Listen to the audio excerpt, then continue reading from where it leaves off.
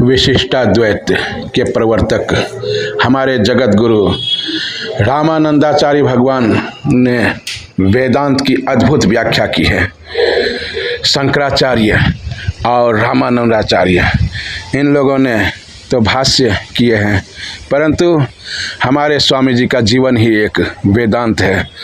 उनके जीवन में विरक्त परंपरा की ऐसी धारणा है जैसे आज तक किसी आचार्य में नहीं रही।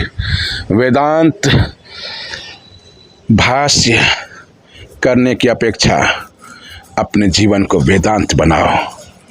वेद के अनुसार अगर जीवन को हम चलते हैं तो यही वेदांत का सार है। जय सिया राम। सनातन धर्म की, सनातन संस्कृति की धरोहर है और ये देख रहे हैं श्री श्री 1008 वेदांती जी महाराज। पत्तों ने जब भी रंग बदला वो जमीन पर ही गिरे।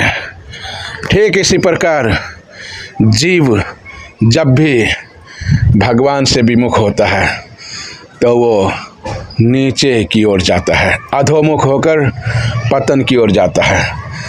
जीव का जो शिव से मिलने की आकांक्षा है वही ज्ञान है और जो भूलने की परंपरा है वही अज्ञान है। ज्ञान और अज्ञान के बीच की जो कड़ी है वो माया है। तिनकर रूप सुनहु तुम दो माया। विद्या और अविद्या, एक विद्या है और दूसरी अविद्या। और ये रामायणी जी महाराज बैठे हुए हैं जिन्हें पूरा रामायण मुखाग्र है और श्लोक के साथ साथ ये संगीत में भी रामायण कहते हैं। और ये है वेदांती जी महाराज।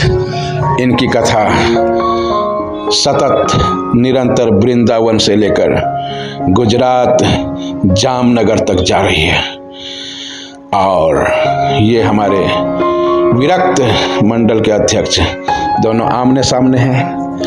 वेदांत की सबसे बड़ी परिभाषा विरक्त परंपरा के संतों का दर्शन, उनके साथ में रह के सत्संग, इनके मुख की वाणी अगर एक बार भी आपने श्रवण कर लिया तो ये वेदांत का सार कहलाएगा।